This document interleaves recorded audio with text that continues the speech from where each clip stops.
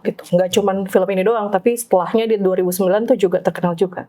Nah, gimana yang kakak lihat dari penulisnya ini? Yang harus gue tegasin dulu, kita pembedahan kasusnya atau pembedahan informasi ini by supernatural ya, bukan dari aspek yang normal buat gue sih, dari supernatural banget nih. Oke. Jadi kalau dari sudut pandang supernatural, si penulisnya ini nih memang pinter, detail, genius lah. Cuman tetap buat gue dia adalah bagian dari si sekte elit ini atau sekte 666 ini. Dia tetap bagian dari situ. Kenapa? Satu, pengetahuan dia nggak biasa. Itu satu. Kedua, dia masih hidup. Karena yang gue tahu dari sistem si sekte elit ini adalah dia tuh mereka itu meng-hide banyak hal, informasi banyak hal. Cuman akan secara waktu akan di-spill sama dia. Akan di-spill. Cuman pengetahuan yang di-spill ini akhirnya membuat ambigu kita untuk sebenarnya yang benar yang mana sih? Bikin goyah. Iya, jadi sistem mereka tuh ada hanya membuat orang bingung. Mempertanyakan. Iya, bingung mempertanyakan gitu. Dan informasi ini juga mereka biasanya lewat kode-kode. Jadi kayak simbol, kode-kode atau potongan-potongan cerita, mau di film, di kartun atau di musik atau dimanapun itulah. Dan itu memang terkhusus untuk si para jaringan mereka juga. Jadi kebiasaan mereka merahasiakan sesuatu tapi dibuka sebagian untuk orang bingung. Iya. Gitu. Berarti kayak kebenaran setengah, kegelapan setengah, terus dicampur kita jadi bingung gitu. Iya, itulah keberesekan yang amat keren.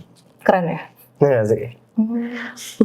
Berarti ya kalau misalnya aku lihat dari pola-pola konten kita selama ini ya, berarti semua pola dari Satan itu sama ya, bikin goyah gitu loh, ada kebenaran setengah, ada kegelapan setengah, terus kita jadi goyang gitu. Memang gitu ya sistemnya kayak? Iya, memang kayak gitu. Jadi ini konsep paling keren. Kalau lo ngasih kerahasiaan dong, orang akan memberontak. Iya.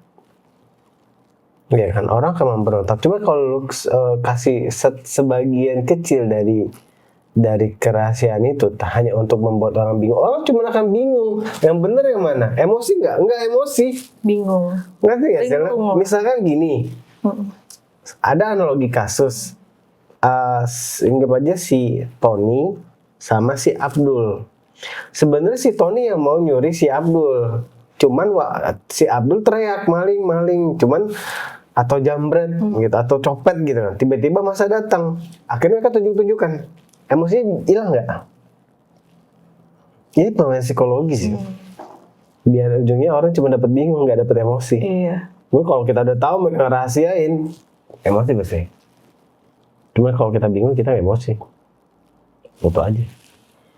Masukkan sedikit kebenaran di semua manipulasi ini ya. Masa kita akan bingung, atau mungkin kita akan percaya, atau mungkin kita bahkan malah nggak mau percaya lagi. Kebanyakan sebagian besar itu pasti dapetnya bingung. Iya.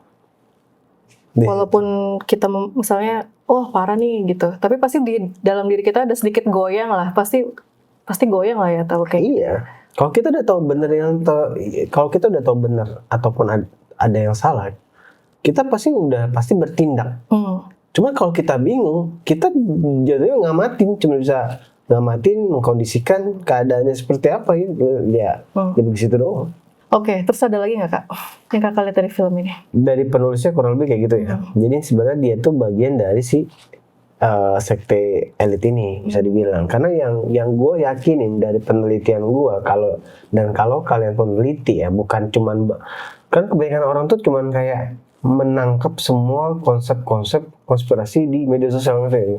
Cuman dia nggak membedahnya, nggak memaknainya di situ. Cuman kalau kalian juga mencari dari aspek-aspek yang lain, misalkan dari kitab suci dan pengetahuan sains, terus dari realita dunia mungkin, politik, berita dunia, keuangan segala macam.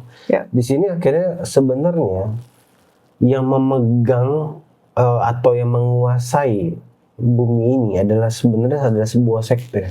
Itu yang paling dasar atau yang paling akar itu sebenarnya. Dan mereka ini punya kepercayaan. Karena kenapa? Mereka ada kekompakan ya. ngerti kan?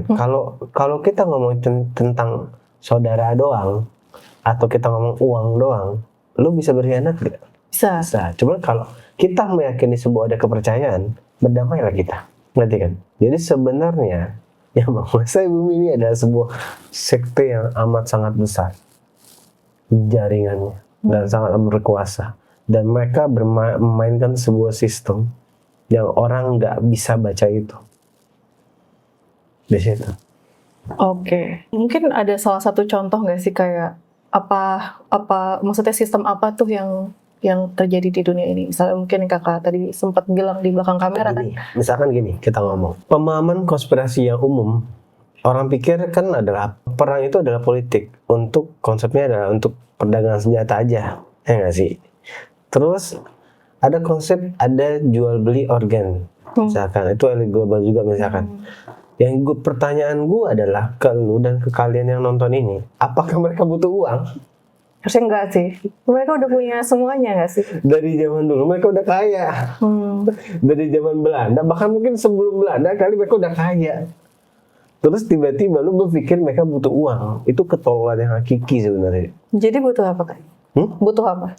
Dari penelitian gue, mereka tuh butuh untuk sesuatu yang dibutuhkan menurut keyakinan mereka. Yang tadi kakak bilang ya? Berpedoman pada kepercayaan mereka. Ngerti kan? Jadi si sekte elit ini, itu tuh bekerja sama dengan sebuah eksistensi. Nah, eksistensi yang lu mau sebut dia iblis fisik kayak, lu mau sebut dia alien kayak, terserah lu. Intinya adalah ada eksistensinya, malah itu lebih tinggi jabatannya. Jadi eksistensi dulu, baru si sekte keluarga besar, baru si sekte ini. Cuman tetap sekte sih jatuhnya. Tunggu. Mereka ini satu keyakinan sebenarnya. Cuman ada levelnya ya. Iya. Berarti entitasnya dianggap Tuhannya mereka gitu ya? Gimana? Tuhannya mereka atau gimana? Karena sejatinya mereka sadar DNA mereka tuh bercampur sama si eksistensi ini, ngerti gak sih? Karena mereka mempunyai, ini berat banget sih. Sorry, maksudnya ini dianggap leluhur kah, Tuhan atau apa? Benar banget, dianggap leluhur. Oh gitu. Makanya nurut. Ngerti. Ngerti kan? Sekarang gini, ada aturan, ada kepercayaan, harus ada pengawas. Ya, siapa mau ngawasnya? Si eksistensi itu. Yang paling tingginya itu. Kalau keluarganya ini, keluarga siapa? Maksudnya keluarga? Kan kakak bilang tadi ada hierarki, ada. Iya, maksudnya ada bukan keluarga ya, tapi ada keluarga yang memang penting banget. Langsung gitu. Cuma sebenarnya satu sekte, satu kepercayaan, ngerti kan? Apakah mereka harus bersaudara apa enggak? Apakah mereka yang 666 itu? Apakah mereka harus satu saudara? Tetap harus ada ikatan harus ada ikatan. Mereka sangat amat menjaga itu. Cara menjaga ikatan tersebut? Iya, 666 ini harus tetap dengan cara ya, lu harus nikah di antara salah satu di antara keluarga yang 666 ini. Lu mau sebut dia keluarga, ya keluarga kan udah saling berhubungan kan gitu. Atau masih bisa disebut keluarga, masih bisa lu sebut organisasi, tapi totalnya 666, dia tersensusnya begitu. Dan mereka semua terikat gitu, terikat secara darah gitu. Iya, hukum darah segala macam, gimana mereka nggak kuat? Oke. Di situ maka gue bilang, kalau konteksnya uang dan kekuasaan semua orang bisa berkhianat ya. Apakah ada konsekuensi untuk orang yang ingin keluar dari keluarga tersebut? Itu pasti. Dan mereka nggak akan juga mau. Kenapa? Gue harus mengakui, pengetahuan yang mereka punya itu paling benar daripada pengetahuan yang sekarang beredar. Ngerti ya? Karena pengetahuan yang beredar sekarang aja itu hanya sebagian kecil yang mereka simpen. Ngerti gak? Mereka tuh punya pengetahuan luar biasa, sampai tahu banget seperti apa dunia ini. Nah, yang mereka bagiin ke kita tuh kecil banget, dikit banget. Lempar dikit. Nah, ngerti kan? Jadi nggak mungkin ada motivasi untuk mereka untuk keluar gitu. Itu kenapa gitu ya? Sudut pandang manusia itu bodoh memang, gua akuin. Kalau sudut pandang manusia, tapi lo manusia atau lo hamba Tuhan, nah pilihan cuma di situ doang. Jadi ada perspektif manusia, ada perspektif hamba Tuhan nih sekarang nih. Kita harus percaya itu, mau nggak mau. Walaupun hamba Tuhan itu adalah manusia, cuman itu pilihan perspektifnya. Tapi kalau di konteks mereka kan udah nggak ada pasti. Nggak ada. Oke, berarti aku simpulin penulisnya adalah bagian dari keluarga tersebut ya Kak ya. Dengan pasti punya tujuan tertentu juga ya. Itu menggoyahkan yang Kakak bilang tadi. Iya. Dengan sedikit realita berarti kan. Gini, kenapa gue bilang yang memegang dunia ini adalah sebuah sekte elit? Karena banyak keanehan yo. Satu, perang tuh buat apa? Gitu. Tapi sebenarnya gue tahu, cuman ya mungkin akhirnya kalian akan heboh nanti kalau gue kasih tahu. Next. Perang untuk apa? Kedua, banyak anak kecil hilang. Nah, dan lu coba kalian cari aja satu negara aja dalam kasus per tahun itu. Nanti kita coba minta tolong editor coba cari setiap tahun dalam setiap negara itu ada kasus penculikan anak itu berapa banyak? Mungkin rata-rata global kali ya bisa dilihat. Mungkin ya hampir sejutaan mungkin. Kalau kita gabungin ya, mungkin bisa hampir sejutaan gitu. Nah, logika berpikir kita sekarang, kalau untuk buat ngadopsi anak, lu tinggal ke yayasan aja. Ini gak sih, tinggal ke yayasan, kenapa harus culik-culikan? Berarti di saat lo menculik, otomatis biar si anak gak terdata. Mau untuk tujuan apapun ya dia udah hilang. Ngerti kan? Jadi konsepnya penculikan anak ini adalah untuk kebutuhan mereka, kebutuhan untuk apa yang mereka percayai. Iya, biasanya kan entahlah dijual organ-organnya gitu. Katanya sih human trafficking kayak itu kan, dijual organ-organnya atau dijadikan. Mungkin gini, mungkin bisa aja konsepnya yang orang-orang tolol ini yang menculik ini, emang mereka pengen dapetin uang memang. Cuman sejati mereka tuh bukan konsepnya lagi berdagang organ, bukan. Lebih tepatnya adalah mereka butuh itu, memang butuh itu. Berarti di hilir terakhirnya itu apa? Iya, gitu? Mereka tuh cuman kayak ngebayarin orang buat organ. Lebih tepatnya di situ, bukan ada perdagangan tuh istilahnya saling dua belah pihak itu saling menguntungkan dari segi ekonomi kita ngomong ya. Tapi bukan itu ya sebenarnya gitu. Konteksnya mereka tuh cuman butuh organ itu untuk kebutuhan mereka. Ya, untuk menjaga mereka tetap hidup, tetap muda, tetap sehat. Jadi diambilin tuh organnya. Di situ. Dipakai untuk mereka gitu. Nah, dipakai. Darah, organ tuh dipakai semua. Di situ. Untuk menjaga kualitas hidup yang baik. Bener banget. Jadi istilah orang makan bayi itu emang ada. Ngerti kan? Beneran dimakan atau kayak digantikan atau apa? Dimakan gitu? Apa? Iya dimakan, tapi untuk kesehatan mereka. Jadi bukan tentang dikit-dikit lo makan untuk yang saker enggak juga gitu, tetap ya pokoknya di situ untuk kualitas hidup. Ini kita beda lagi nih dua penculikan nih ya.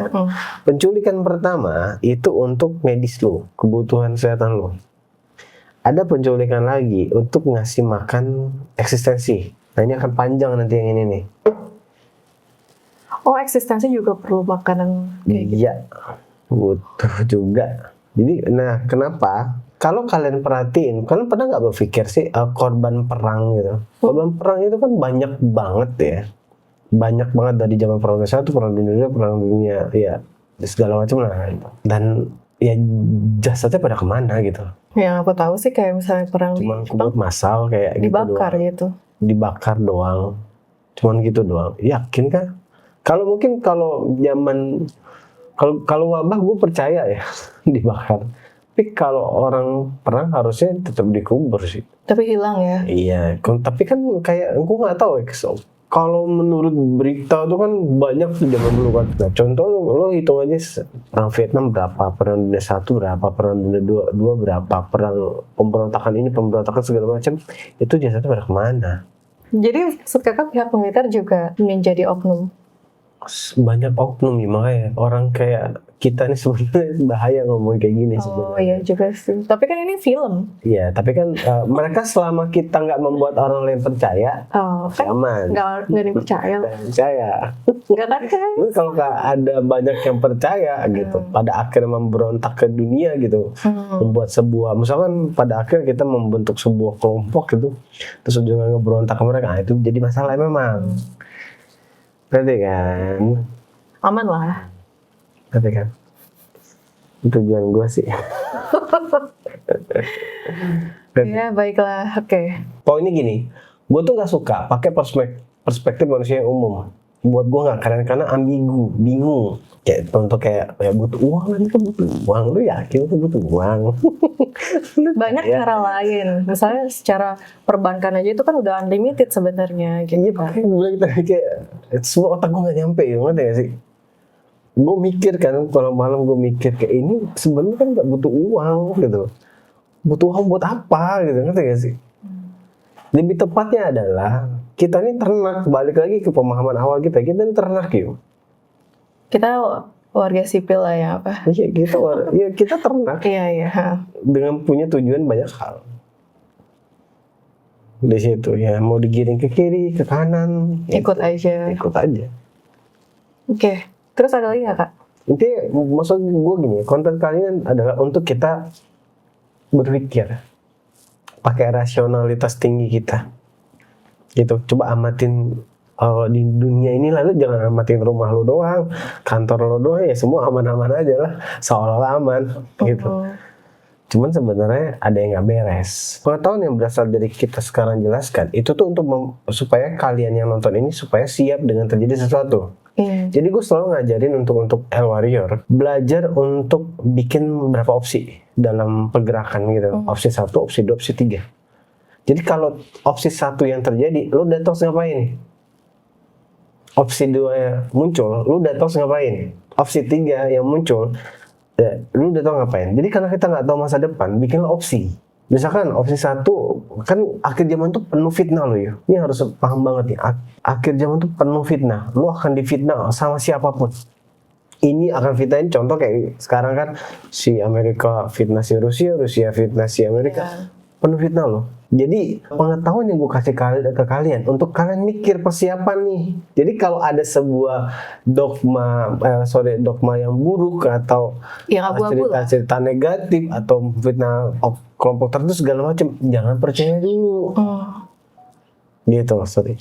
Jangan percaya dulu, lo cari tahu dulu, ngerti gak? Biar lo pakai berapa opsi nih. Karena kita nggak tahu masa depan seperti apa. Jadi fitnah itu harus dilawan pakai persiapan, ngerti gak sih? Persiapan dan pengetahuan mungkin. Nah, bener banget. Persiapan dan pengetahuan. Iya. Di situ. Biar lo tahu ke depan tuh, tahu ya, ternyata opsi pertama yang muncul. Berarti gue harus percaya sama ini. Biar kita nggak ikut-ikutan. Ngerti kan? Iya. Kita nggak ikut-ikutan. Karena Konoha ini kan bentar lagi ya ada pemberontakan. Nah kan sempat ya kakak bilang, mungkin kita akan nanya ke Kak Adam ya. Bendera nih. Terus sekarang kan mau 17-an juga, udah mulai ada bendera One Piece nih naik. Terus ya mungkin banyak kekecewaan dari netizen Konoha ya dengan pemerintah gitu. Nah mungkin next time kita bisa bahas gitu ya. Apa sih yang sebenarnya terjadi? Oke. Next time. Ya anggap aja ini alternatif pengetahuan lah. Untuk kita menerima apa adanya aja lah, apa sih yang terjadi. Intinya konten ini bikin untuk kalian nambah referensi berpikir untuk membuat sebuah opsi 1, opsi 2, opsi 3. Nggak usah diimanin. Ini bukan konten untuk tentang iman, ngerti gak sih? Ini konsep pengetahuan yang bisa lo pakai untuk jadi cadangan berpikir lo. Iya, nambah perspektif. Terjadi sesuatu, Nah tugas gue hanya mempersiapkan kalian. Iya. Gitu aja. Kalau banyak fitnah sana, fitnah sini segala macam. Gitu aja. Dan aku yakin pasti akan banyak yang tersinggung atau baper sih. Jadi ya semoga kalian bisa melihat konten ini secara jujur perspektif yang baru lah gitu. Benar. Kenapa Kak? Gue bikin konten yang sekarang ini kan agak bahaya kan. Jujur gue gak ada ketertarikan bahas konten ini sebenarnya. Cuman gue rasa ini bagian dari tugas supranatural dan spiritual gue. Dan gue ngerasa gue peneliti yang independen, yang mandiri gitu. Yang gue cari tahu, tapi peneliti supranatural kita ngomong. Lanjut. Nah, dari penulisnya ini ada lagi nggak tambahan, Kak? Cukup ya? Berarti memang dia ini adalah salah satu dari sekte tersebut ya. Emang tugasnya untuk membuat film ini untuk bikin kita goyah gitu. Dan berarti ada sebuah kebenaran dalam film tersebut dong. Iya. Gitu ya. Nah, oke, kita mungkin akan masuk ke plot dari film ya kayak. Nah, kita masuk ke lukisan tersebut kali ya. Secara konspirasi di film gitu. Kan ada makan malam terakhir. Dan ada juga yang tadi aku sebutin bahwa di lukisan tersebut itu ada makna yang lebih dalam lagi, yang tersirat lah gitu. Nah, yang kakak lihat tuh kayak gimana sih? Lukisan. Makan malam terakhir ya? Makan malam terakhir. Gue hanya menyampaikan dari sudut pandang supernatural. Oke, apa yang mau lo tanya lebih detailnya? Mungkin dari sisi si pelukis ya. Leonardo da Vinci. Melukis ini tuh kenapa? Kalau secara literasi kan permintaan ya. Permintaan. Ya kalau dari gue pribadi ini memang permintaan. Ya dari kalau gue baca dari memori da Vinci, ini memang permintaan. Cuman mereka sama-sama mempercayai sesuatu dan mereka menyukai itu, ngerti gak sih? Menyukai sebuah gambaran itu. Ngomongin soal lukisan Leonardo da Vinci yang makan malam terakhir. Nah, menurut kakak sebenarnya kejadiannya sebenarnya tuh kayak apa sih dari sisi supranatural? Kalau yang gue teliti dari supranatural ya, ini sebenarnya lebih ke kayak sebenarnya suasananya tuh bukan kondisi yang kayak mau fun, enggak. Cuman gue ngerasa kayak suasana makan malam terakhir lebih ke kayak orang yang udah tahu mau pergi dan pada akhirnya tuh kayak mau pesan terakhir. Jadi makan malam untuk pesan terakhir. Karena besok itu pasti berat. Ya kan? Itu lebih tepatnya ya. Jadi suasananya tuh ya nggak seneng, hening. Lebih ke hening dengan banyak pemikiran. Jadi kayak dan itu tuh bukan terang, kayak gelap dengan lilin terbatas. Dan kondisi hati pada nggak tenang semua. Orang-orangnya beliau ya kak ya? Iya. Nah kalau beliau sendiri ini kan memang sudah tahu ya ada orang-orang yang berkhianat gitu. Nah yang kakak lihat tuh beneran kenapa beliau tidak memutuskan untuk pergi gitu? Yang kakak lihat tuh sebenarnya kayak gimana sih? Gini, kalau dia nggak pergi berarti ada faktor yang menahan dia. Di situ ada yang menahan dia, berarti dia memegang keyakinannya dia, makanya dia nggak pergi. Kalau dia pergi, keyakinan orang terhadapnya hilang. Berarti dia takut. Ngerti kan? Dan ada yang harus dilindunginya juga. Jadi yang dilindunginya biar pergi, ya kan? Yang dilindunginya biar pergi, dan dia semua itu karena orang kan nyari dia. Gitu. Jadi kalau dia bareng-bareng pergi, ya otomatis orang akan nyari sepaket, ngerti kayak orang dia lindungi sama beliau, ngerti gak sih, kemanapun dia berada, dan itu akan ribet.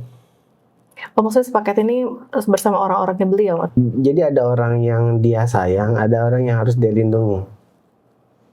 Ya, jadi supaya orang yang dia sayang ini aman, jadi orang yang disayang ini harus pergi. Karena fokus permasalahan itu adalah di dia dan sebuah kerajaan. Karena orang-orang kerajaan ini ingin ya menghukum dia lah. Tapi cukup sampai di dia. Karena dan kerajaan ini pengetahuannya terbatas tentang orang yang beliau sayang. Iya nggak sih? Jadi si orang yang disayang pergi, biar dia yang menanggung semuanya atas dasar ya keyakinan dan pengorbanan. Jadi yang kenapa dia bertahan, dia mempertahankan keyakinan dan pengorbanan untuk orang-orang yang dia sayang. Itu poinnya adalah ya biar si orang yang disayang ini bersembunyi lah. Gitu ya. Coba kalau ibaratnya mereka kabur bareng, tetap ke teror nggak? Pasti ketangkap nggak? Pasti ketangkap. Jadi dia mengamankan situasi dan memang pengorbanan. Iya, pasti kan? itu ya. Jadi dia memegang teguh apa yang dia yakini sama orang-orang yang dia sayang dan dia lindungi. di situ. Oke. Terus ada lagi yang kakak lihat di malam tersebut? Iya, gue ngerasa kayak banyak pandangan ya, banyak perselisihan paham gitu ya. Di momen tersebut? Iya, di momen tersebut. Keraguan-raguan segala macem gitu lah. Dan pada akhirnya tuh ya kan buat gue pribadi tugasnya ini belum selesai sebenarnya. Tugasnya belum selesai dan otomatis teman-temannya ini masih di fase menjalankan tugas, tetap harus menjalankan tugas. Oke. Dan mereka juga harus supaya dalam menjalankan tugasnya nggak belok. Berarti kan butuh sesuatu dong. Dan beliau tahu apa yang dibutuhkan. Karena balik lagi kan, kalau kita ngebahas dunia tugas spiritual itu kan benar-benar intuisi yo.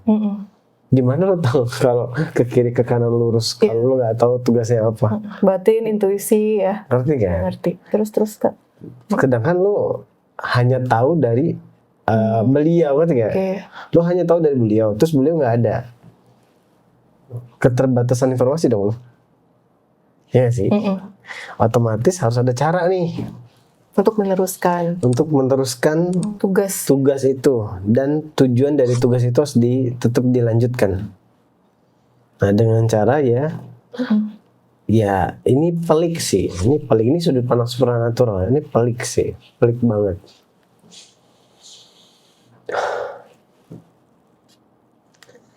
Jadi orang spiritual dan gampang dapat intuisi tugas dari Tuhan itu nggak gampang. Dan menjaga tetap tugas itu tetap berfokus pada tujuan itu nggak gampang, sangat amat nggak gampang. Gitu, sulit. Mungkin butuh proses yang panjang, perjalanan yang panjang gitu ya. Itu baru gue percaya gitu. Cuman ini terlalu cepat. Karena tiba-tiba ya mendadak gitu. Ya pokoknya bener-bener situasi malam tuh penuh keraguan gitu kan. Sedangkan ya ibaratnya ya si penunjuk jalan nggak mau die gitu, mau hilang gitu. Itu siapa? Berarti di kondisi saat itu sebenarnya teman-teman yang kakak bilang teman-teman ya, teman-teman atau orang-orang di sekitarnya itu sebenarnya belum ke level yang kakak yang seharusnya itu, yang idealnya. Oh, berarti kan belum nyampe sebenarnya. Gitu. Tapi mau nggak mau tetap harus bertugas. Ngerti gak sih? Ya, Kan mereka juga butuh tujuan. Sedangkan tujuannya orang yang penunjuk tujuannya itu mau pergi. Ngerti kan? Nah, pada akhirnya ya mau nggak mau pakai hukum keadaan. Kayak yang namanya hukum keadaan itu adalah hukum tertinggi. Ya, hukum keadaan adalah hukum tertinggi. Jadi hukum yang memang harus ditaati. Ya, karena keadaannya memang lagi kayak gitu. Ya, otomatis mereka harus mendekati pemahaman teman-teman beliau ini, dan pengetahuan si teman-teman beliau ini harus sama seperti beliau. Mendekati sama, ngerti gak sih? Mendekati sama supaya ada kebijaksanaan. Ya gak sih? Ada kebijaksanaan dan ada hubungan antara teman-temannya ini sama Tuhan langsung. Gak gampang dong. Gak gampang kan gitu. Gak gampang loh yuk.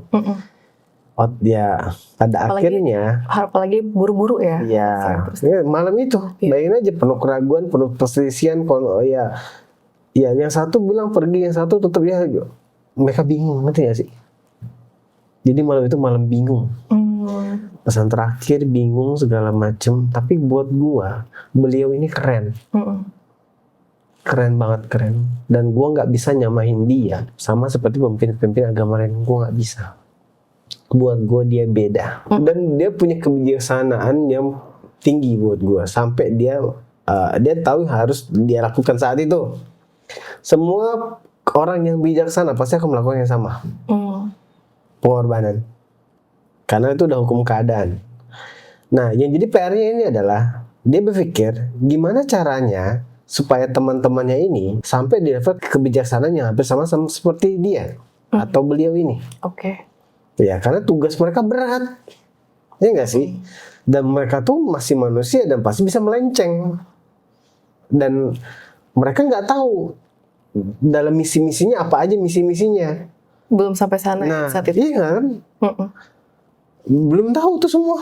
Nah pada akhirnya hukum keadaan si beliau yang bijaksana ini memberikan sedikit bagian dari tubuhnya dia untuk diserap. Deril kita ngomong deril dari tubuh si beliau ini ya, untuk masuk ke dalam tubuh teman-temannya supaya menjadi penyatuan spiritual. Karena setelah mereka bagian tubuh si beliau ini, perubahan spiritual dan kesadaran mereka dan pengetahuan itu berubah. Dan pengendalian mereka juga berubah. Jadi intinya DNA mereka ada yang mengalami perubahan. Ada sedikit DNA beliau berarti di tubuh mereka. Iya. Jadi pada akhirnya mereka mendapatkan pencerahan. Ini sabotase yang sebenarnya nggak boleh. Sejatinya kalau tanya boleh nggak Kak? Nggak boleh. Cuman kalau hukum keadaan boleh. Hukum keadaan. Jadi boleh. Nah setelah mereka DNA mereka yang berubah, otomatis sistem berpikir pun pasti berubah, pengetahuan berubah, kebijaksanaan berubah total, pengendalian diri berubah total. Dan pada akhirnya mereka tahu mau kemana mereka setelah ini. Tahu kalau kalian perhatiin, kalau kalian teliti, telaah dengan baik, tiba-tiba mereka upgrade, membuat sebuah buku pengetahuan. Setiap teman-temannya ini punya kebanyakan punya buku pengetahuan. Dia tulis tuh buku pengetahuannya. Oke, semuanya mendapat pencerahan. Nah, paham kan? Semua dapat pencerahan dan tahu tugasnya mau ke ini, ke sini, ke situ segala macam. Ngerti kan? Dan mereka punya pengendalian diri. Dan mereka siap di titik berserah dalam kematian. Gak gampang gitu. Berkah itu gak gampang. Apalagi melawan the monster sulit. Tapi ini hukum keadaan tadi buat gue sah.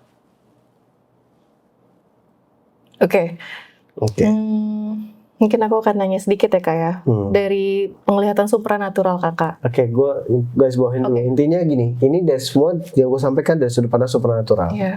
Tapi kalau lo bawa pemahaman gue ke sains, ini masuk akal. Coba aja pikirin lagi. Intinya pemahaman gue kalimat-kalimat ini lo benar-benar telah banget. Terus lo bawa ke sains, jadi masuk akal semua. Kenapa tiba-tiba teman-temannya nge-upgrade dari kesadaran, pengetahuan, intuisi, upgrade semua. Tiba-tiba mereka bisa bikin sebuah buku pengetahuan. Ya buku yang isi pengetahuan-pengetahuan. Emang itu nggak gampang loh yo. Harus proses yang panjang ya sebenarnya ya. Panjang. Ngerti. Harus jatuh bangun, harus apa gitu. Dan itu harus dimulai dari kecil. Berarti ini cara yang paling nggak benar, cuman jadi benar karena hukum keadaan tadi. Cara yang paling instan mungkin ya. Iya, karena keadaan ya, kita ngomong ya. Karena keadaan nih. Cuman ini nggak boleh sebenarnya.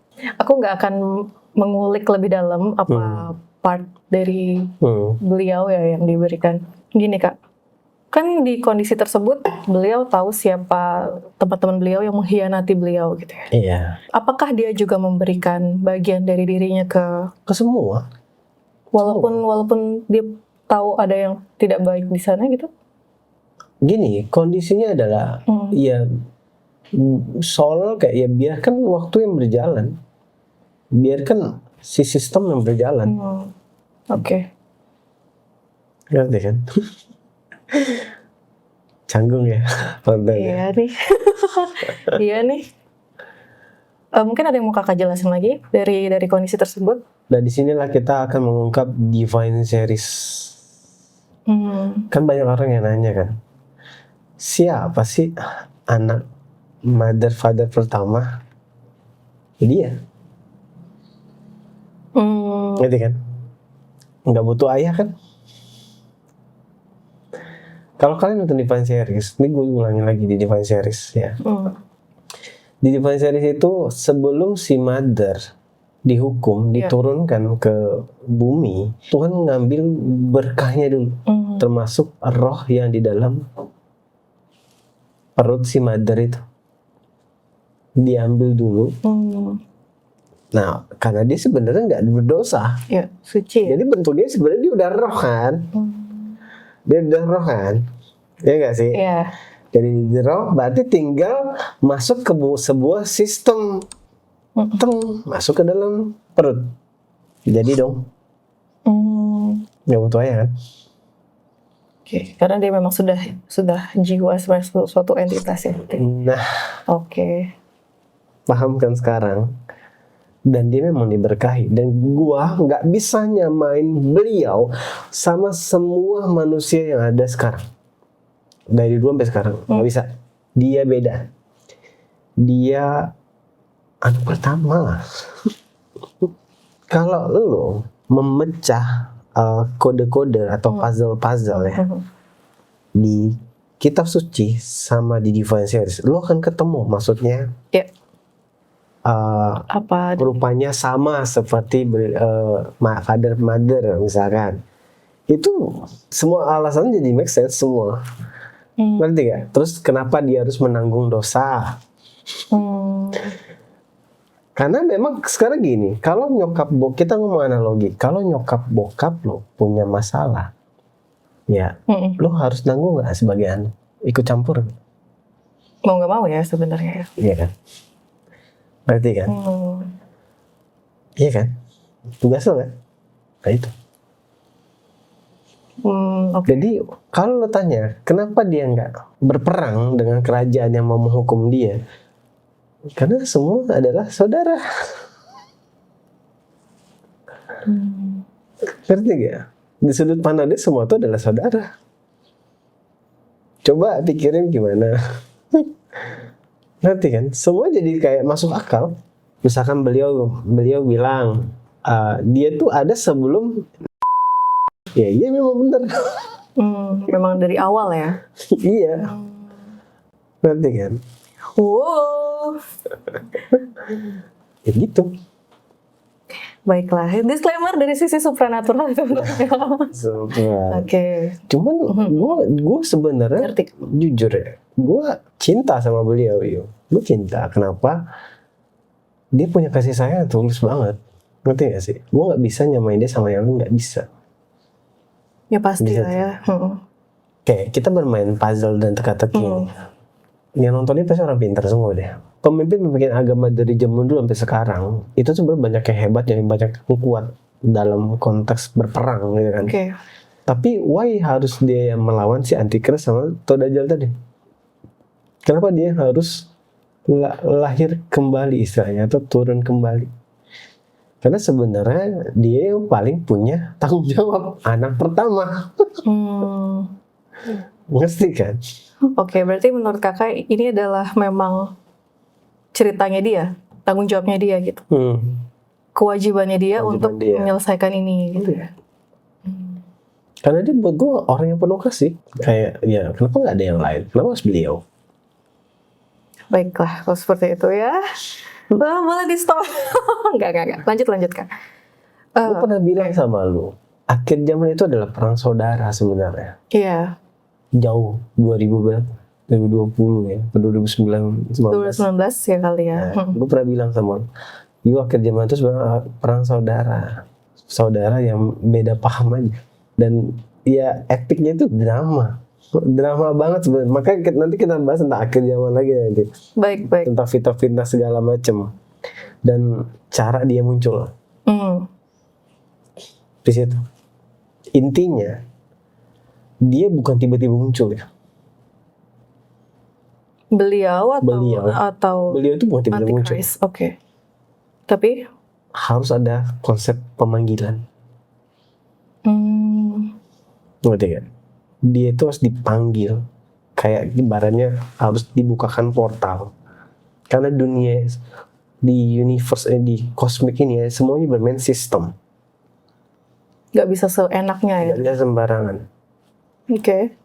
Jadi dia itu datang kalau ada portal pemanggilan terbuka. Oke, cara pembagian portal itu kan memang harus, kalau misalnya di Bali ya, Iya. harus ada garis keturunan gitu. Nah. Saya sebagai cucunya mungkin Di situ, nanti. yang menurut kakak gimana proses pembukaan portal? Nah, maksud lu.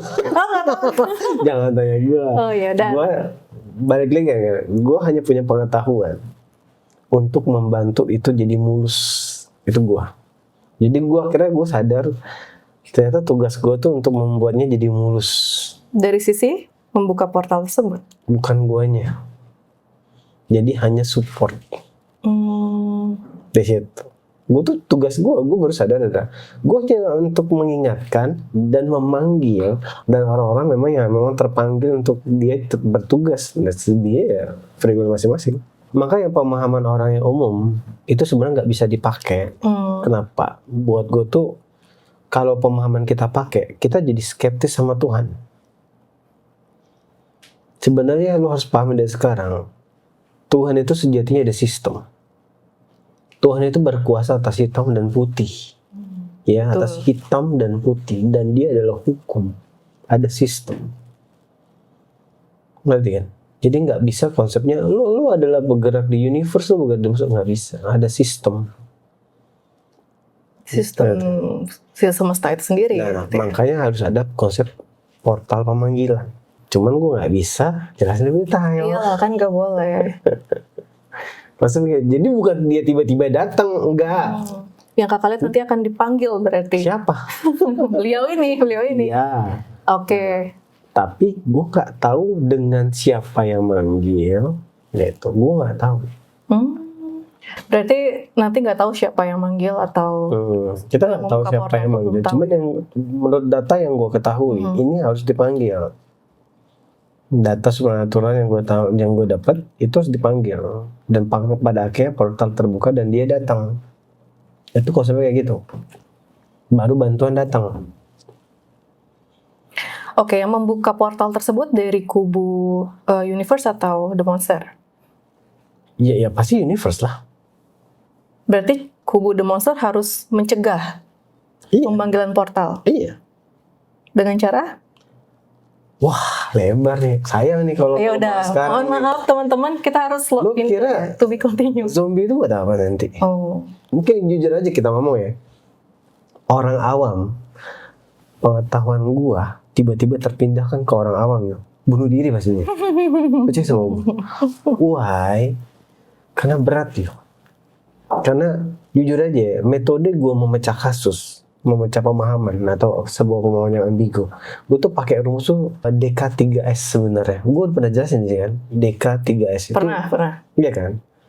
Gue pakai database manusia, kitab suci, spiritual, supernatural science. Dikonfirmasi dari 5 tersebut. Gue pakai rumus DK3S ini dalam kasus. Pemecahan kasus sebenarnya ini apa nih. Jadi gue gak pakai sudut pandang satu aspek karena gue pasti tersesat.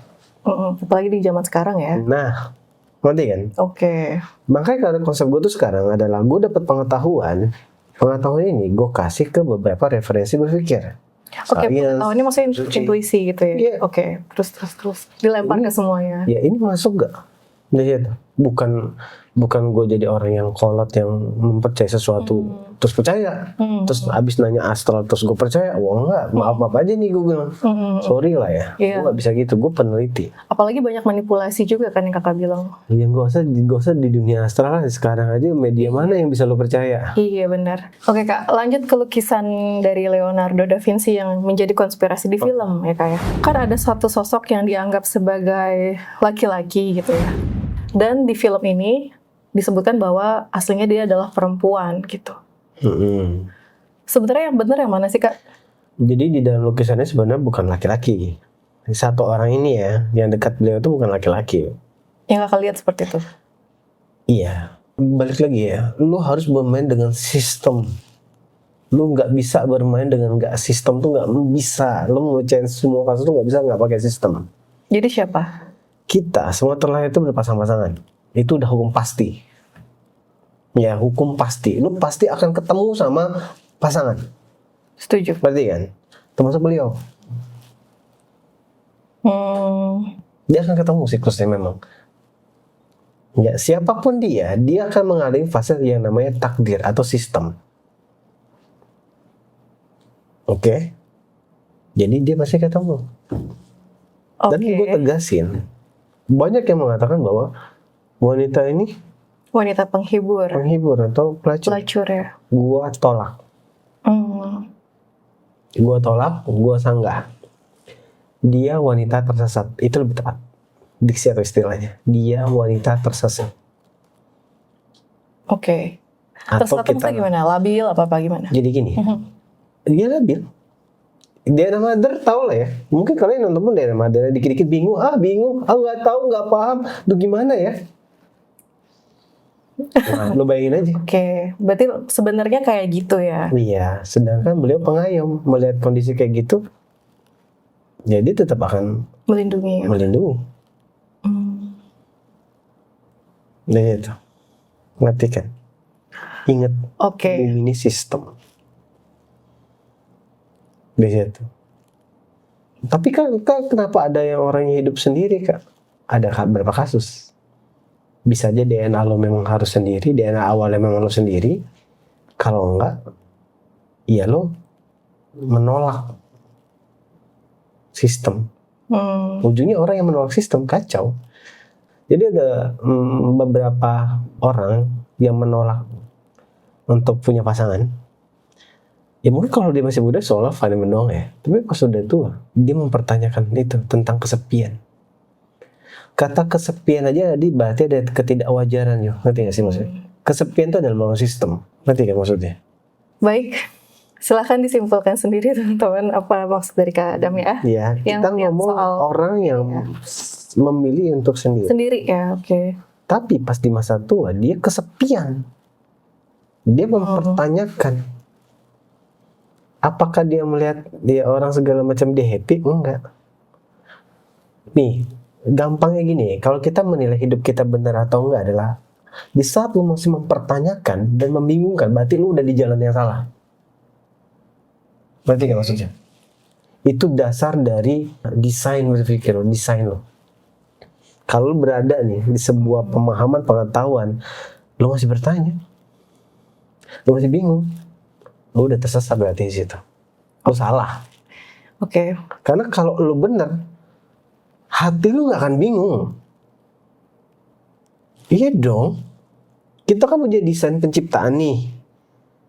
Iya kan? Di saat lu berada di tempat yang tepat, pemahaman yang tepat, pengetahuan yang tepat, lu nggak akan bingung lagi. Oke.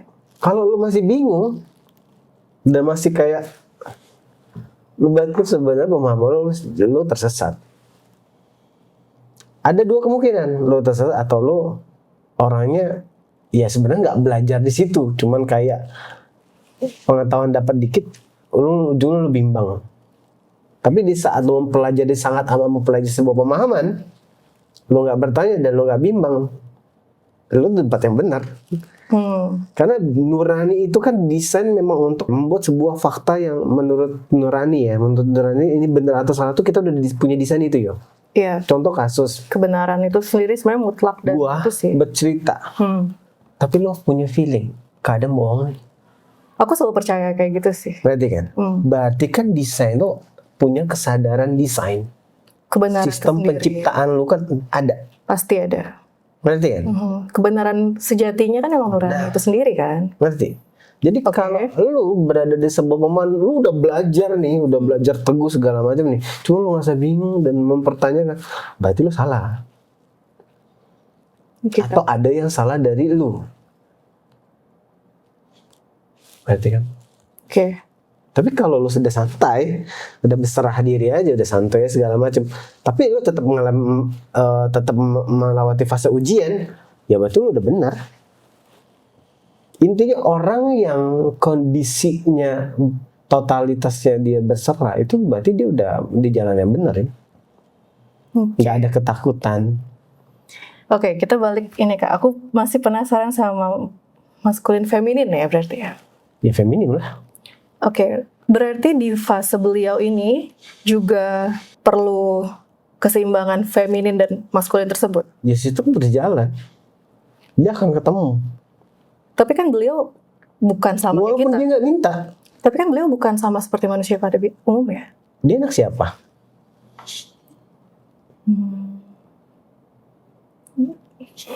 Ya. Oke, kita cut aja di situ ya. Udah kan Udah itu, udah cukup Kak. Ini terlalu kita, ngeri ya kita lagi bercerita secara Oke. sudut pandang supernatural kan. Iya. Ingat bikin opsi 1, 2, 3. Ini pengetahuan ya. Anggap Ya, aja ini pengetahuan pengetahuan. alternatif ya teman-teman. Ya, biar lo nggak bingung. Dan kalau misalnya kita ambil dari pelajaran tadi kan memang kita Tapi gue butuh keseimbangan ya. kali ya, lo nggak bisa nyamain dia sama semua yang ada di bumi ini, nggak bisa. Oke. Dia istimewa, bahkan buat gue pun dia istimewa. Pasti ya punya. Ngerti kan? Nggak bisa. Dari situ dia tetap istimewa dan dia fase memang berkah surgawinya itu masih lengket ya, ngerti gak sih? Beda sama kita. Kita beda, kita udah kecemar ya. Beliau intinya beda. Jika benar apa yang kakak sebutkan tadi, kenapa harus ditutupi kenyataan atau realita ini? Kenapa harus ditutupi? Kenapa dihapuskan? Karena mereka juga punya misi lah. Kan gue udah bilang sama lu, si sekte elit ini itu akan memanggil kembali dimensi bangsa jin. Oke. Ngerti kan? Kalau semua kebenaran diciptakan, gagal dong semua. Ngerti kan? Iya. Jadi mereka tuh lagi menyiapkan supaya ada sebuah dimensi atau sebuah frekuensi yang membuat bangsa jin ini kembali lagi ke bumi ini. Ngerti kan? Makanya diciptakan banyak robot segala macam bla bla bla bla bla segala macam, ngerti kan? Sebenarnya ke situ yuk. Oke, tunggu mau nanya dulu, sangat basic. Ya. Berarti kelompok yang menutupi kebenaran ini, sekte elit ini. Sekte elit ini berarti instansi kepercayaan, mereka adalah bagian dari sekte ini dong. Ya bisa dibilang. Jadi bercampur di situ. Orang benar ada, orang salah ada. Tapi orang benar itu dibingungkan sama orang yang punya tujuan. Jadi sebenarnya buat gue pribadi pemahaman di sana tuh sebagian besar tuh nggak salah dan banyak orang yang nggak bersalah. Oke. Cuman mereka ini pintar. Ada oknum gitu ya? Ada oknumnya yang bekerja di 666 ini. Di situ. Makanya banyak ruang rahasia. Oke. Ya kan kalau konteksnya adalah pengetahuan untuk spiritual dan pengetahuan untuk kesadaran, kenapa harus ditutup? Iya. Oke, berarti memang pengetahuan itu kan memang ada yang ditutupi untuk memanipulasi sesuatu narasi dong. Iya. Apa tujuan narasinya untuk menutupi ini Kak? Apakah dia memang menutupi garis keturunannya kah atau apakah? Intinya membuat semua itu jadi bingung. Jadi iman kita tertahan. Ya. Untuk kita selesai. Jadi mereka tuh menahan buat iman kita tertahan dan pada akhirnya kita nggak selesai. Ujungnya bukan jadi hamba Tuhan, kita jadi ternak. Tujuannya gitu aja. Pertanyaan lagi. Di film kontroversial ini ya, pemain utama perempuannya kan adalah garis keturunan dari beliau. Di film ya. Gimana? Pemain utamanya ini perempuan, si perempuan ini adalah garis keturunannya beliau kan. Ini di film teman-teman. Yang kakak lihat gimana sih sebenarnya, apakah itu benar? Pertama, apakah itu benar beliau punya keturunan, garis keturunan sampai saat ini? Yang kedua, apakah benar kalau keturunannya tersebut sedang diincar sama mereka atau gimana? Yang kakak lihat tuh gimana sih? Orang udah didapat sama mereka, apalagi yang diincar. Dan anak ini lah pada akhirnya untuk melawan beliau di saat datang lagi. Oke, ini anaknya atau garis cucu-cucunya? Ya pokoknya garis keturunannya lah ya. Sekarang kalau lu mau bikin tandingan, lu harus bikin tandingan yang sama atau di atasnya. Ya itu. Makanya spek atau komposisinya dan kekuatannya sama seperti beliau. Drama. Ini pengetahuan yang nggak biasa. Sebenarnya sangat amat nggak biasa. Agak deg-degan ya, agak. Cuma nih oke lah. Nih, kesalahan berpikir manusia zaman sekarang adalah seolah-olah semua terjadi begitu aja. Nih, orang gini, maafin gue kalau gue ngomongin kalian tolol sih. Kalau kalian berpikir semua itu terjadi tiba-tiba ada. Di dalam kitab suci aja Tuhan bilang menjelaskan ada penciptaan awal hari pertama, hari kedua. Itu aja disebutkan adalah berarti ada proses, ngerti gak sih? Jadi proses itu nggak bisa dihilangin. Bukan tiba-tiba muncul ting gitu. Nggak, cowok. Nggak bisa tiba-tiba orang ini menjadi antichrist. Kenapa dia gitu nggak kan? bisa. Jadi semua ini sistem bermain dan ada prosesnya. Oke. Nah, jadi akhir zaman itu awal dunia sama akhir dunia adalah drama. Udah. Baiklah kalau seperti itu. Tolong disimpulkan sendiri ya dari pertanyaan jadi, saya dan jawaban Kak Adam. Kita tuh gak usah mengimani. Kita gak usah mengimani, cuman ini menjadi opsi. Kesimpulannya adalah ini menjadi opsi pengetahuan lo untuk kalau ada terjadi sesuatu, biar lo nggak skeptis sama Tuhan. Poinnya gitu. Iya. Karena kalau di saat kita mendekati ke belakang ke depan ini, waktu ke depan dengan banyak permasalahannya, orang akan mulai skeptis sama Tuhan ya. Benar, dengan agama. Tuhan dan agama goyang kan sekarang goyang, juga kan? Kayak gitu. Kejadian di Palestina menggambarkan nggak ada Tuhan. Semua kejahatan di bumi ini menggambarkan nggak ada Tuhan ya. Lu sadar ya? Jadi gue menyiapkan pengetahuan buat kalian nggak nyalahin Tuhan. Dan kalian akan berpikir ada sistem. Itu yang penting. Biar kalian nggak skeptis sama Tuhan. Biar kalian nggak salah berpikir. Gue percaya sama orang-orang yang punya sudut pandang yang cuma sekedar indrawi, pengetahuan indrawi doang, dia nggak punya pemahaman rohani, dia langsung skeptis pasti Tuhan, berarti Tuhan nggak ada. Gini aja ya, orang yang meneliti pasti berkata iya dengan apa yang gue sampaikan. Kalau dia meneliti ya kalau dia meneliti nih, benar-benar meneliti. Tapi kalau dia cuman membawa pemahaman gue, terus divalidasi pakai logika terbatasnya dia, itu udah pasti udah gagal. Logika terbatas.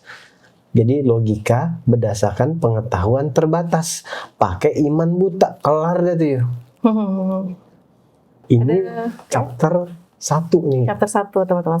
Sabar. Ini udah berikutnya kita akan bahas tentang fitnah-fitnah.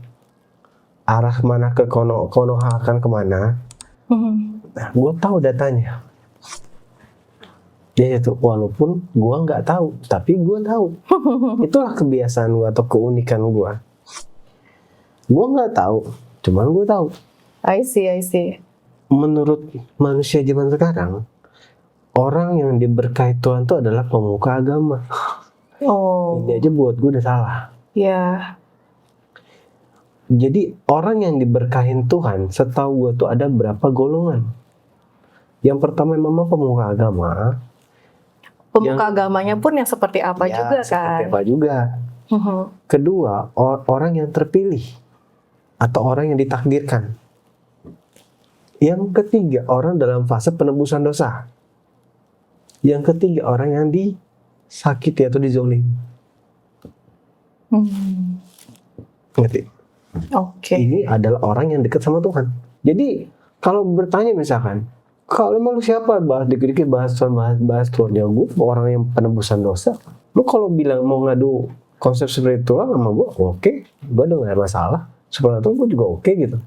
Ya kebanyakan orang mikir kayak yang berhak untuk ngomong spiritual itu adalah pemuka agama. Nah itu sebenarnya nggak sah. Harus di tempat-tempat kayak pura, masjid mungkin atau sebenarnya itu udah buat gue udah salah.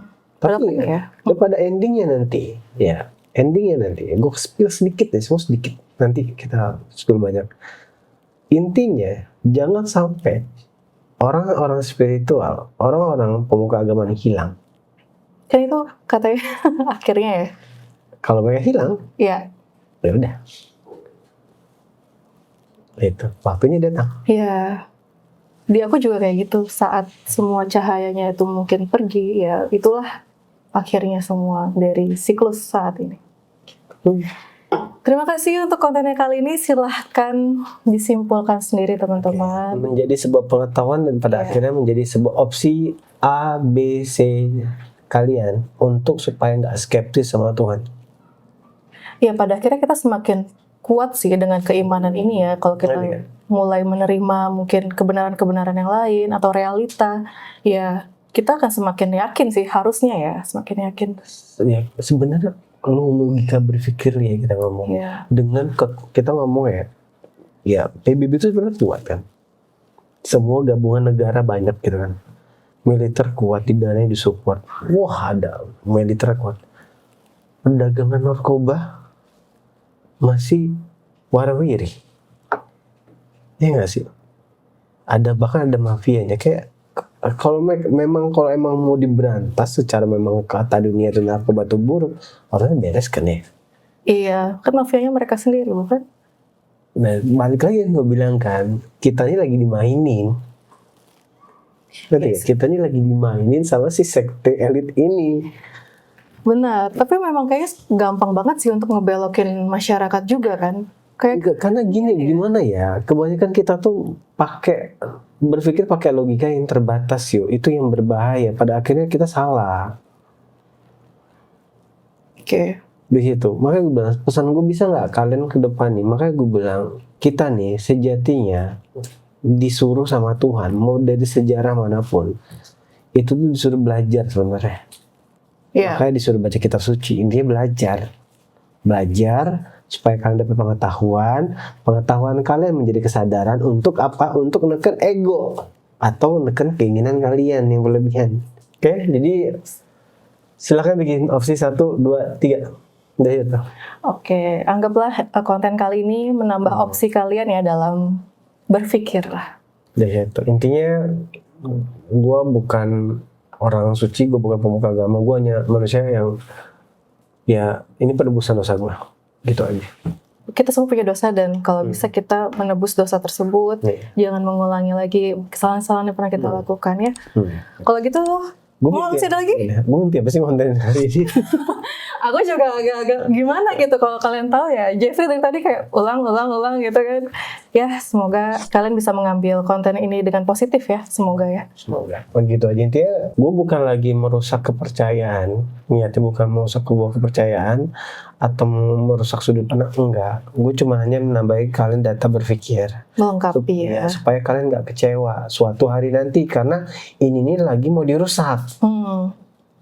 Pemahaman ini mau dirusak dan seolah nanti ujungnya lo nggak percaya Tuhan dan nggak percaya agama. Ya betul sih. Itu tugas gue tuh itu supaya kalian nggak skeptis karena udah tahu data, udah punya data pengetahuan nih untuk kalian mikir. Baiklah kalau begitu. Kita tutup aja konten kali ini ya Kak ya. Tutup. Terima kasih Kak Adam yang sudah memberikan pengetahuannya, penglihatannya. Hah? Penglihatannya dan ya pengetahuan buat referensi berpikir aja biar nggak kaget aja karena jujur gue cewek gue orang pasti akan skeptis sama Tuhan ntar lagi. Lihat aja sekarang penegak hukum dan politikusnya sekarang sangat amat baik gitu. Next konten ya kita ngebahas soal pemerintahan Konoha mungkin ya. Iya, yang penting kalian selalu support kita. Iya. Itu aja. Karena kan kita pernah ngebahas juga di konten membership ya, kalau misalnya Konoha ini akan digulingkan di masyarakat itu sendiri gitu. Nah mungkin ini salah satu upaya ya supaya drama banget loh. Kesimpulannya sebenarnya kalau kita ya di film ataupun di literasi manapun sebenarnya kita diajarin buat banyak tahu aja sih, banyak tahu, banyak belajar biar kita tahu harus gini, kebijaksanaan itu bisa ada kalau kita punya pengetahuan ya nggak? Kalau kita nggak punya pengetahuan nggak akan bijaksana. Contoh kayak gue dulu, gue absurd segala macam, gue nggak ngerti A atau B atau harus gimana ke depan, gue nggak tahu karena gue nggak punya data, nggak punya pengetahuan gitu. Karena ya minim banget dari keluarga tuh jujur ya, dari keluarga zaman sekarang pengetahuan spiritual kurang. Ya itu aja. Yang diajarkan kebanyakan dalam keluarga itu adalah kamu harus banyak belajar supaya nanti dapat kerja. Karir bagus, itu aja. Nilai spiritualnya dikit. Jadi maksud gue ya, gue hanya melengkapi kalian masuk aja. Ditunggu next content. Dah. Thank you guys.